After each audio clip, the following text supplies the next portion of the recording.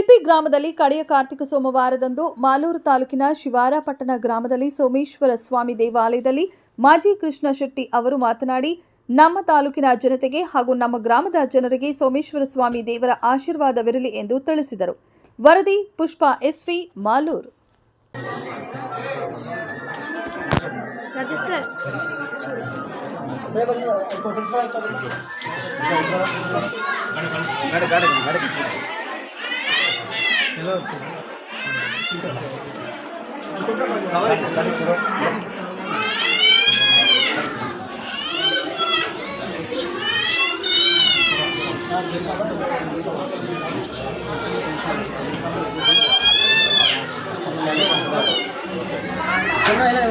ಅಣ್ಣ ಬನ್ರಿ ಇಲ್ಲಿ ಸ್ವಲ್ಪ ಜಾಗ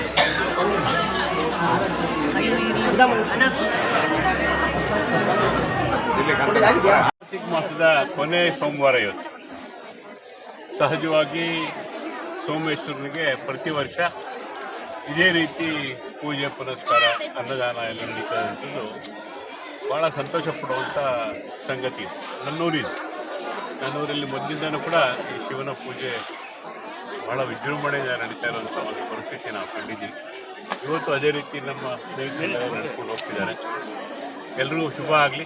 ಈ ಗ್ರಾಮದ ಜನತೆನೇ ಅಲ್ಲ, ಇಡೀ ಮಾಲೂರು ತಾಲೂಕಿನ ಎಲ್ಲ ಜನತೆಗೆ ಆ ಸೋಮೇಶ್ವರ ಸದಾ ಕಾಪಾಡ್ತಾ ಸಕಲ ಸೌಭಾಗ್ಯಗಳನ್ನ ಕೊಡಲಿ ಅಂತ ನಾನು ನಿಮ್ಮೆಲ್ಲರೂ ಪರವಾಗಿ ಪ್ರಾರ್ಥನೆ ಮಾಡ್ತೀನಿ. ಶುಭ ಆಗಲಿ, ನಿಮಗೂ ಒಳ್ಳೆಯದಾಗಲಿ.